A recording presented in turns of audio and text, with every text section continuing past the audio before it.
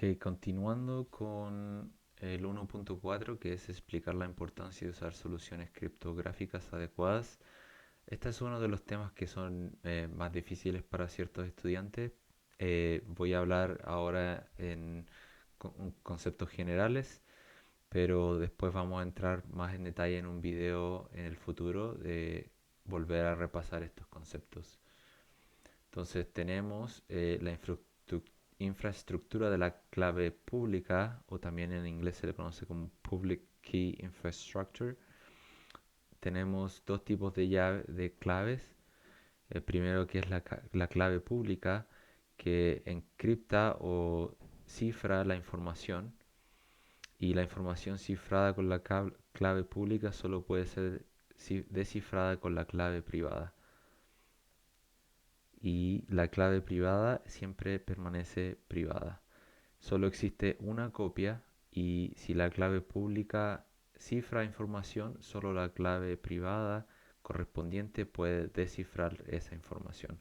Entonces, por ejemplo, tenemos aquí Joe, que utiliza la clave pública de Sally para cifrar este mensaje y luego se lo envía a Sally.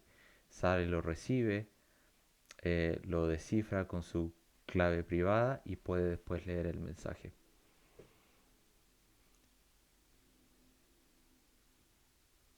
También quiero recalcar que solo puede existir copias de las claves públicas, pero solo existe una clave privada. Y si la clave privada cifra la información, entonces solo la clave pública correspondiente puede descifrar esa información. Y tenemos custodia de claves. Esto es algo común, que es un proceso de colocar una copia de clave privada en un entorno seguro, en caso de que si perdemos esa clave o esa llave. En inglés se le llama como public key y private key. Um, entonces creo que ciertas personas o ciertos países lo reconocen como llaves, llave pública y llave privada, pero clave pública, clave privada, mismo concepto.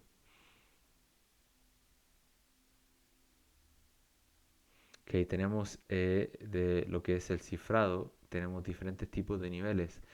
Primero es el disco completo, que como dice, podemos encriptar o cifrar un disco entero. Y esto puede hacerse con la tecnología integrada en ciertos sistemas operativos, o también puede usarse aplicación de terceros.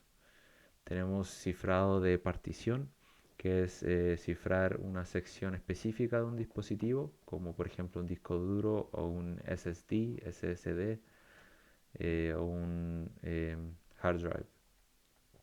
Tenemos cifrado de archivos, que podemos cifrar archivos individuales, por ejemplo un PDF, o imágenes, o un texto, o programas que tengan cualquier tipo de información.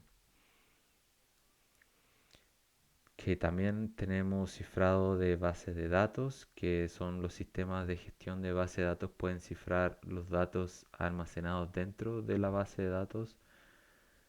Em, los sistemas de gestión de datos de, de base de datos pueden cifrar los datos almacenados dentro de la base de datos. Tenemos lo que es el volumen, que es un contenedor lógico o área de almacenamiento que puede abarcar uno o más particiones de discos. Em, También por último tenemos eh, el registro. Ahí en mi video lo estaba un poco em, bloqueando la información, pero em, es más común descifrar campos específicos en las bases de datos, que son las columnas, o en las filas que contienen la información sensible. Por ejemplo, acá es bueno, esta lo saqué de MySQL. Tengo esto fue una base de datos de recetas.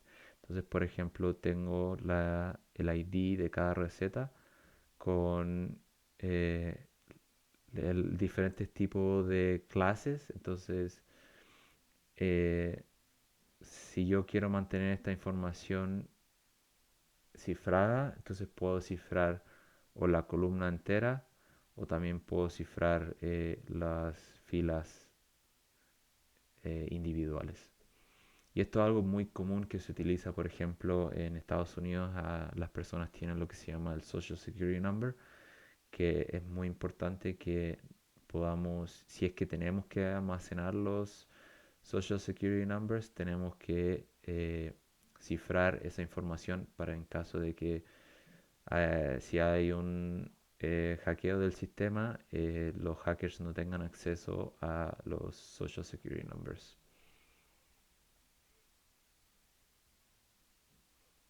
Ok, y siguiendo con el 1.4 tenemos dos conceptos importantes que son el cifrado asimétrico y el cifrado simétrico. Entonces, el cifrado asimétrico, la clave pública cifra la clave pública cifra y la clave privada descifra. En cambio, en el cifrado simétrico, la misma clave cifra y la misma llave descifra. Tenemos el tipo de transporte y comunicación. Es el proceso de transmitir los datos entre dos o más entidades como dispositivos y redes de computadora. Y en el transporte es cuando transmitimos eso, es cuando podemos usar los diferentes tipos de cifrados o llaves. Entonces, como había dicho, el asimétrico utiliza dos claves en un par emparejado para encriptar y desencriptar o cifrar y descifrar datos. Y es importante que es solo una clave pública y una clave privada. Y en cambio, en el simétrico, utiliza la misma clave para cifrar y descifrar los datos. Eh, Importante aquí notar que si uno cifra datos con clave de 3 tienes que descifrar con la misma clave de 3. Y esto tiene sus ventajas y desventajas en cuándo usar cifrado asimétrico y cifrado simétrico y asimétrico. En videos en el futuro voy a explicar las ventajas y desventajas de utilizar cada uno de estos. Que es importante saber intercambiar las claves o las llaves seguramente, y el intercambio de claves puede utilizarse por medio de un método criptográfico para compartir claves criptográficas entre dos entidades. Por ejemplo, el cifrado simétrico utiliza el intercambio de claves para compartir una clave simétrica. El protocolo criptográfico luego utiliza el cifrado simétrico para cifrar y desencriptar o descifrar datos, porque el cifrado simétrico es mucho más eficiente. O sea, una de estas de las ventajas del cifrado simétrico, que es mucho más rápido y mucho más eficiente, pero distribuir las llaves es lo difícil. Y tenemos ciertos diferentes tipos de procesos de algoritmos que son procesos matemáticos para cifrar y descifrar datos. Y otra vez voy a explicar cuáles son los cifrados simétricos y asimétricos que son más comunes hoy en día y cuáles son seguros y cuáles son inseguros en el futuro, en otro video más adelante. Y también está la definición de longitud de la clave, que la forma en que se fortalece un algoritmo individual es aumentando la longitud de la clave. O sea, mientras más grande sea la clave, más fuerte va a ser. Ok, siguiendo entonces con el 1.4 tenemos ciertos tipos de herramientas. Tenemos lo que es el módulo de plataforma confiable o el Trusted Platform Module, que es un chip de que es un hardware que está en la placa madre del computador que almacena las claves criptográficas utilizadas para cifrar y descifrar. Tenemos algo que se llama el módulo de seguridad de hardware, que es un dispositivo externo al computador o el sistema que se puede añadir para gestionar, generar y almacenar las claves, así como plataforma confiable. La diferencia es que la plataforma confiable, el TPM, está incluido en el hardware y el seguridad de hardware es un dispositivo externo. Tenemos lo que también se conoce como un sistema de administración de claves, que es un servicio centralizado responsable de la gestión de estas claves para que puedan ser seguras, y generalmente hay ciertas empresas que ofrecen esos servicios. También tenemos lo que se conoce como enclave seguro, que es un entorno seguro y aislado de hardware o software dentro de un sistema y proporciona un área protegida para ejecutar operaciones sensibles y almacenar datos críticos como las claves. Tenemos lo que se conoce como ciertos procesos de ofuscación.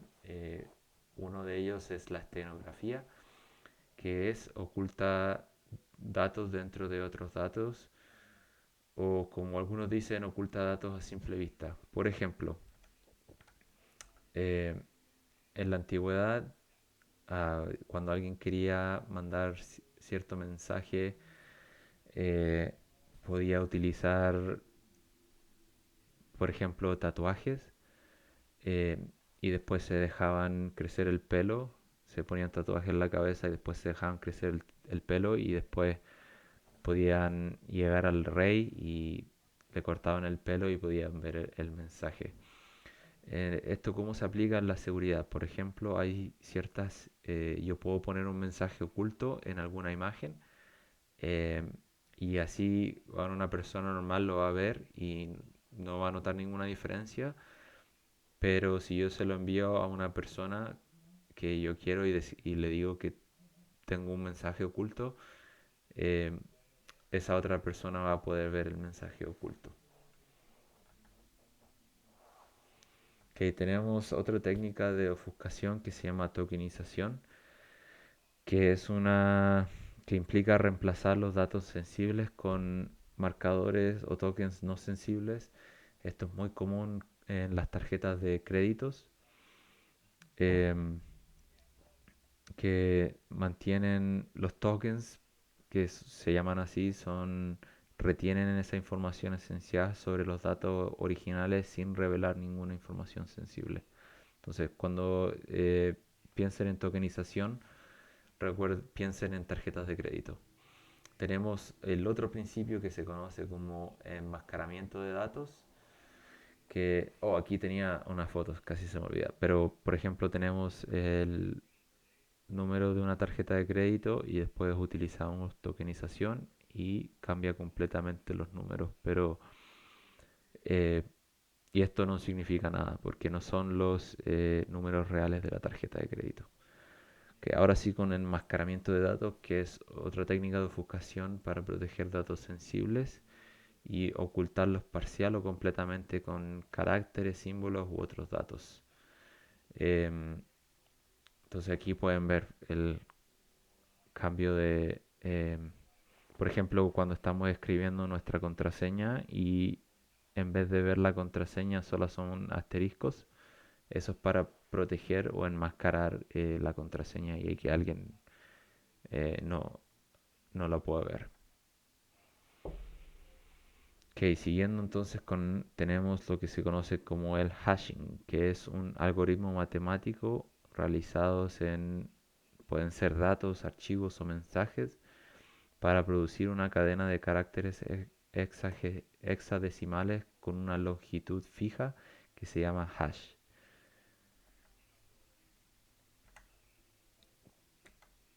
Aquí entonces, por ejemplo, tengo un mensaje, em, y después aplico una funcionalidad de hash, entonces me da un valor a ese mensaje.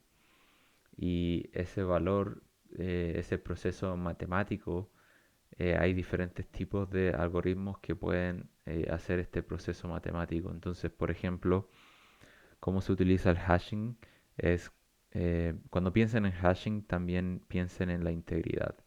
Entonces, integridad es igual hashing.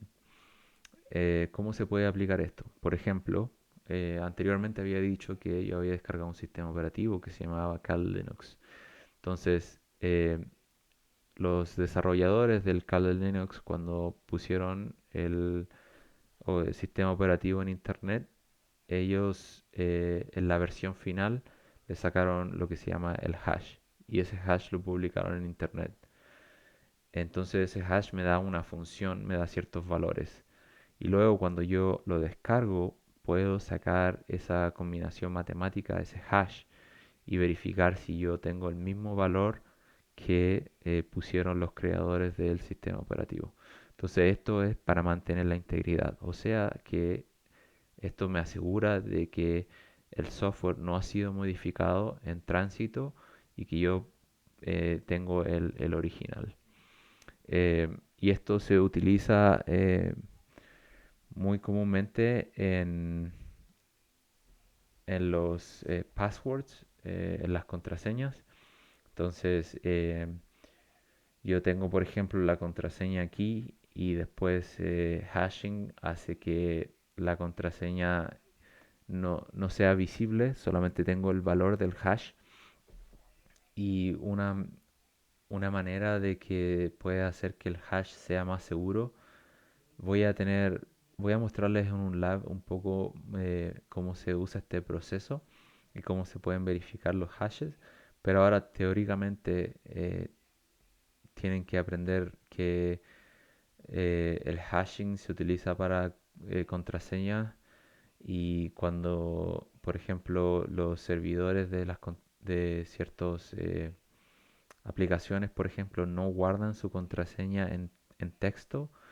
Digamos, si mi contraseña es 1234, ellos no guardan 1234. Ellos primero le utilizan el hashing para cambiar ese valor y solo almacenan el valor del hash. Y una de estas maneras que puede ser seguridad, agregar seguridad a los hash es agregar sal. Entonces hay algo que se conoce como el Rainbow Tables, que son contraseñas comunes que solo tienen el valor en hash. Entonces cuando alguien hackea una base de datos con contraseñas pueden comparar los diferentes hashes. Entonces una manera de que eh, se le aumenta la seguridad es agregando sal al hash. Entonces eso va a hacer que sea imposible para esta tabla o este rainbow table o tabla de arcoiris poder adivinar la contraseña correcta. Sé que es un poco confuso. Díganme si es que necesitan un poco más de clarificación. Voy a hacer en el futuro un lab de cómo se explica esto mejor haciéndolo y van a poder entender. Pero es importante que puedan entender la teoría del hashing y salting. Entonces, por ejemplo, acá tengo la contraseña y al agregarle sal, la clave va a cambiar. Ok, tenemos lo que se conoce como las firmas digitales, que es un hash cifrado de un mensaje. La clave privada del remitente cifra el hash del mensaje para crear la firma digital y proporciona, esto es muy importante, la autenticación, no repudio e integridad. Por ejemplo, Joe le quiere mandar un mensaje a Sally, entonces tiene el mensaje, la firma digital, el mensaje ha sido cifrado con la clave privada del remitente, se lo envía el mensaje y Sally tiene el hash y lo cifra utilizando la clave pública de Joe para poder ver ese mensaje. Tenemos otro concepto que se conoce como la expansión de claves, que es una técnica avanzada para aumentar la fortaleza de las contraseñas almacenadas, que aplica un algoritmo criptográfico de extensión a la contraseña con sal.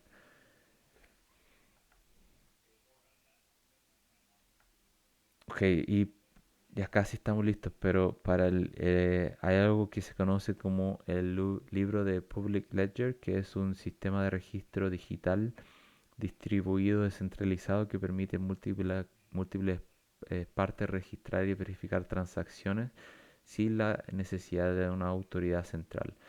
Esto es como funciona Bitcoin.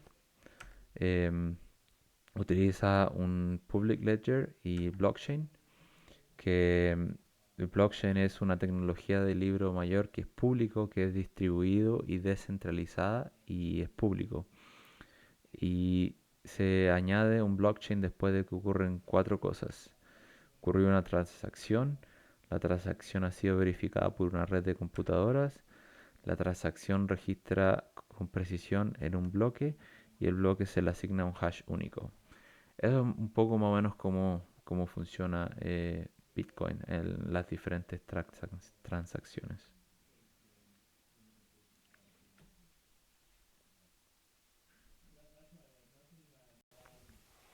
Ok, siguiendo con el 1.4, tenemos lo que son los certificados. Em, Tenemos las autoridades de certificados, el CA, que emite, gestiona, valida y revoca certificados. Tenemos listas de revocación de certificados, que los CA o las Certification Authority utilizan para registrar los certificados que han sido revocados. Tenemos certificados externos, que son todos los certificados excepto los certificados autofirmados, son emitidos por una autoridad de certificación de terceros. Tenemos el autofirmado, que no es emitido por una autoridad de certificación de confianza. Tenemos protocolo de estado de certificación en línea, que es una alternativa al uso de revocación de certificados, que devuelve respuestas tales como válido, revocado o desconocido.